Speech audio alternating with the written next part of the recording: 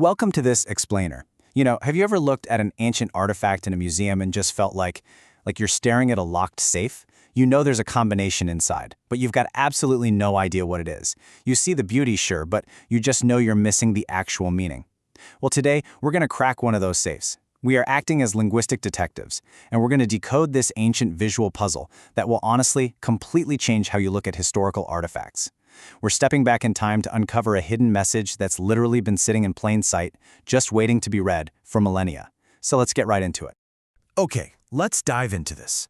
Welcome to our very own historical crime scene. What we have here are these absolutely stunning golden statues. And right in the middle, sitting perfectly on a pedestal, is this central golden figure. Now, at first glance, you'd probably just see a beautiful piece of ancient art, right? You might think, oh, it's perhaps a deity or maybe a royal figure flanked by these really imposing protectors. But actually, there is a literal secret language woven directly into the physical design of this gold piece. It is not just art, it is text. So the core mystery we really need to solve here is this. What exactly is the symbol sitting right there on top of the temple? We have to look past all that shiny gold and start actually reading the visual data. The source material basically challenges us to realize that, hey, we aren't just looking at a simple statue, we are looking at a hidden code. It's effectively a three-dimensional hieroglyph, a giant puzzle just waiting to be read by anyone who holds the right key. So, how exactly do we read a statue? Well, let's move to this next view and see how this builds. To solve this, we really have to isolate the visual clues. Notice those very specific anatomical points highlighted for us. We're focusing on two super particular areas of interaction between the figures. First, look right at the shoulder of our central figure. Got it? Okay, second, look at the fingertips of the figure standing right next to it. See how they're raised up exactly to that shoulder level? Out of all the incredibly intricate details on this piece, why draw our attention to these specific, isolated body parts? Now, what's really interesting about this slide is that this is where the ancient visual pun actually comes into play and involves a really fascinating linguistic twist. To crack this specific cipher, our source text applies an Arabic linguistic equation to the visual layout. Think of it kind of like an esoteric interpretation of these ancient motifs. So the Arabic word for shoulder is katf, and the word for fingertips is banan. I want you to just keep those two words in your head for a second. Kaf for shoulder and banan for fingertips. This vocabulary right here, it's the master key to breaking our golden code.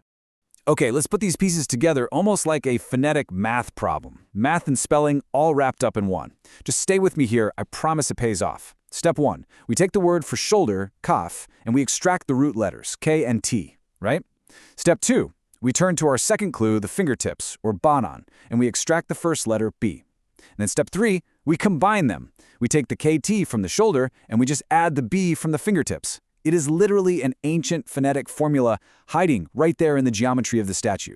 So the crucial point is when you combine KT and B, you get the word kutub. And in Arabic, kutub translates perfectly to the word books. Mind-blowing, right? That golden statue in the center isn't just a random figure. Its very composition is literally spelling out a word.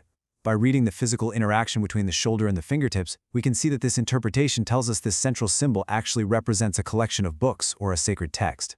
They literally turned physical anatomy into a spelling bee. But hold on, because the brilliance of this code definitely doesn't stop at just the noun. And this brilliantly illustrates our next point. I want you to look closely at the physical posture of the central figure again.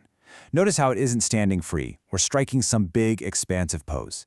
It's actually seated, with its arms crossed really tightly over its chest and its legs pulled in close. The whole figure just looks restricted, tightly held together, honestly, almost as if it's tied up or physically bound. This isn't just a random aesthetic or, a purely artistic choice for how to pose a statue. That posture, it's actually an adjective directly modifying our newly discovered word, kutub.